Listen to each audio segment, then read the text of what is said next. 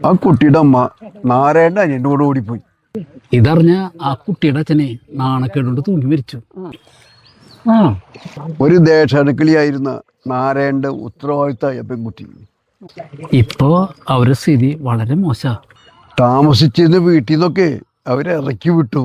അതെ, ഇപ്പോഴേ ആ കരുണന്റെ ബംഗാളികൾ താമസിച്ചിരുന്ന ആ വീടില്ലേ, ഏത് ആ പഴയ ഇടിഞ്ഞു പൊളിഞ്ഞു വീഴാറായ വീടാ? ആ അതന്നെ, ഇപ്പൊ അവര് അതിലെ താമസം. അതെ, അവിടെ ആവുമ്പോ അധികം വാടക കൊടുക്കണ്ടല്ലോ. അപ്പോ മറ്റുള്ള കാര്യങ്ങളൊക്കെ എങ്ങനെയാ നടക്കണേ? ഇപ്പൊ നാരായണന് ലോട്ടറി കച്ചവടം ഉണ്ട്. ആ പെൺകുട്ടിക്ക് വല്ല ജോലി നോക്കിക്കൂടെ? 7 വരെ പഠിച്ച കുട്ടിക്ക് എന്ത് ജോലി കിട്ടാനാ? കുറച്ച് തുന്നലൊക്കെ പഠിച്ചിട്ടുണ്ട്. നമുക്കൊരു മിഷൻ മേടിച്ചു കൊടുത്താലോ? നല്ല ഐഡിയ ഒക്കെ തന്നെയാ. പക്ഷേ എന്താ ഒരു പക്ഷേ? താൻ ആ പെൺകുട്ടീനെ കണ്ടില്ലേ? അതിന്റെ കല്യാണ പ്രായമൊക്കെ കഴിഞ്ഞു തുടങ്ങി. അതെ, ആ കുട്ടീനെ ആരെയും കയ്യിൽ ഏൽപ്പിച്ചാലേ നാരായണനൊരു സമാധാനമുള്ളൂ. അവനെ ഹാർട്ടിന് വയ്യാത്തൊരാളും കൂടിയാണേ. എൻ്റെ കയ്യിൽ വേറൊരു മാർഗമുണ്ട്. അതെന്താ? താൻ കാര്യം പറയ്.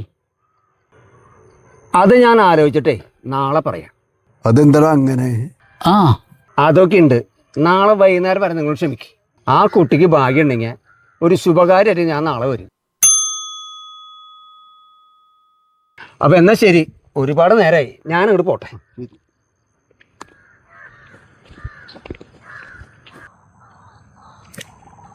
തനിക്ക് വല്ലതും മനസ്സിലായ?